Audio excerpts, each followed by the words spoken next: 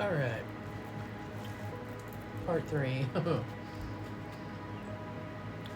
This one says action towards anything that is accompanied by joy or love is always valuable.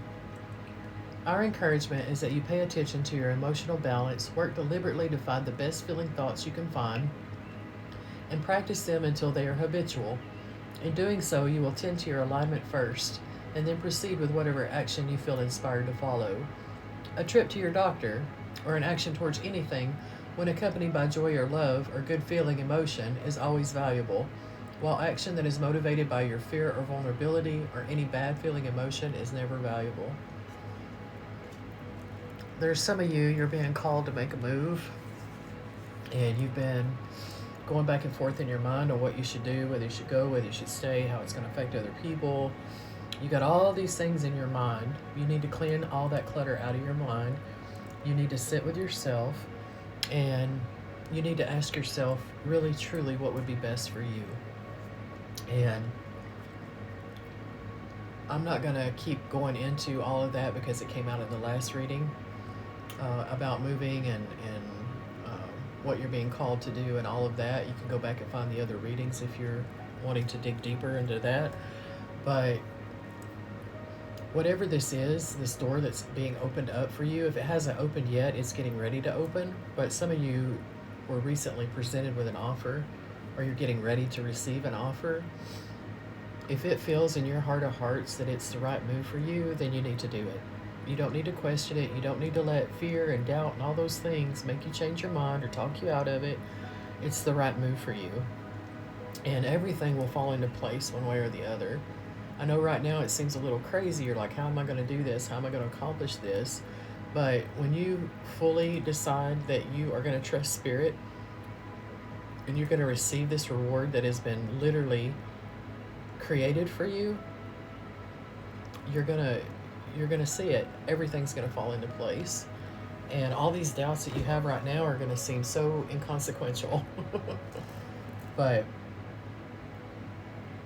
I know what it's like. I'm human. I'm going through the same thing. That's part of why this is coming out, because I always go back and listen to my readings, and it's literally the message I needed to hear. When you're talking, you know what you're saying, but you don't really comprehend all of it until you go back and listen to it. And it always amazes me the way it comes through. But I can also feel other people's energies while I'm doing the reading. Sometimes it's people that I know, like personally, their faces will show in my mind. Um, and then sometimes it's strangers, and they'll message me and say, hey, I really resonated with that, and I really needed to hear that. And it always amazes me. But that's what a collective reading is for. It's literally parts of it are for everybody. Some of it, all of it's for you. You know, it just depends on the person. But anyway, the next one is I can practice my story of my physical well-being.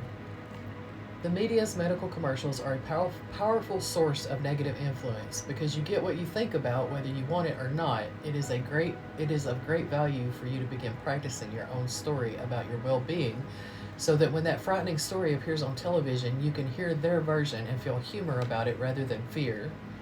Remember, to create anything, you have only to give thought to it and then expect it, and it is. So it also came out in the last reading about your physical health and why it's presenting in your body. And I can tell you, if you start listening, if you stop fighting and you start going with the flow and you start going where Spirit's guiding you, all of that is going to resolve itself. But if you focus in on it, whatever it is that is in your mind that you think is wrong with you, it's going to grow. It's going to literally manifest into your reality and play itself out. So if you're living in fear of something, you've got to release that. And I know how hard that is. I know how it sounds, but I have overcome so many physical things in my life, and it's always when I let go and I just focus on the good stuff and I focus on my healing. And I listen to meditations and I listen to healing vibrations and I focus on what I'm eating and just really allow my body to heal, give it what it needs, get out in the fresh air, get out in the sunshine, get away from whatever it is that's stressing you, at least for an hour a day. Get away from all of it. If going to a park makes you feel good, go to the park, get out with your dog, or Call your favorite person and say, hey, let's go for a hike. Just get out of the stressful situation, because there's nothing healthy in it for you. And you can't see your way out of all of this if you're focused on all this negative stuff. So that's for several different people. There are physical things presenting in your body that you do need to pay attention to and listen to, but it's not because you need to focus on what's wrong with you. It's because you need to start focusing on what's right and doing what feels good for you, what feels good to you, and what is good for you. And once you start doing that, all of this, like I said, whatever it is, your body can heal and recover from it. You just got to give it the tools it needs. And the next one says, by expecting their success, I can help others improve.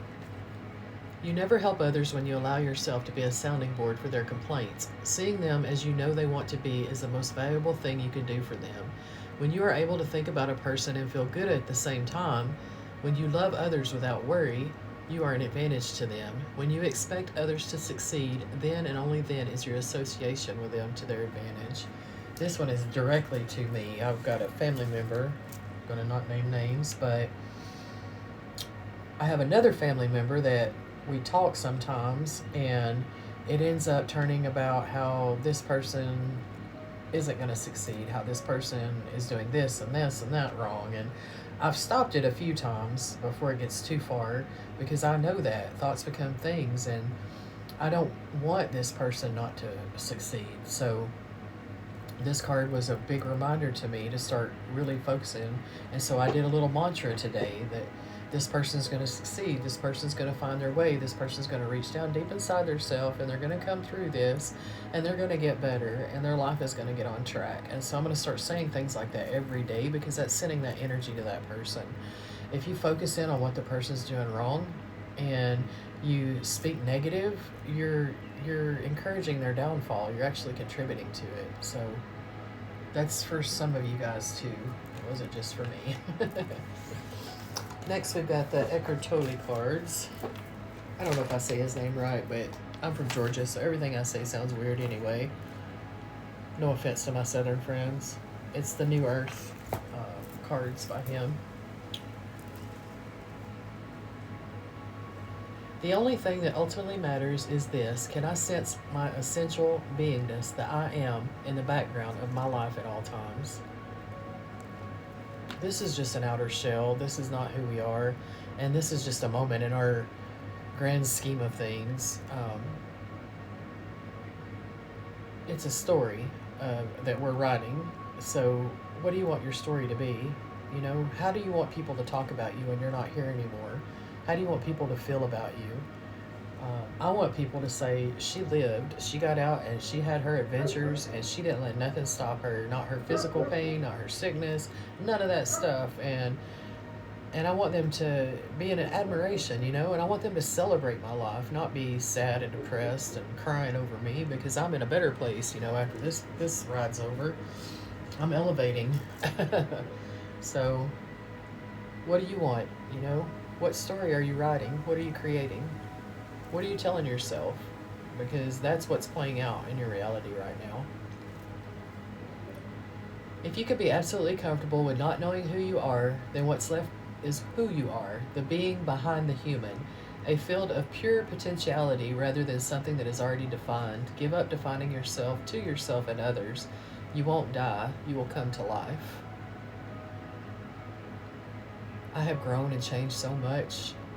It's like, I feel like I'm accelerating now with all the change, and it's been a wild ride. And looking back on my younger selves, because I see different chapters of my life and where I was at and who I was at that time, it literally feels like lifetimes ago. But I give her love, and I admire her strength of all the things that she's overcome and went through. Would I handle things differently if I could step into her shoes in that moment? Probably. But given the knowledge that younger version of me had at the time, I did pretty damn amazing. So give yourself props. You've overcome a lot, been through a lot. It ain't over yet. All right, we're going to go to a part 4. I'm going to run out of time again.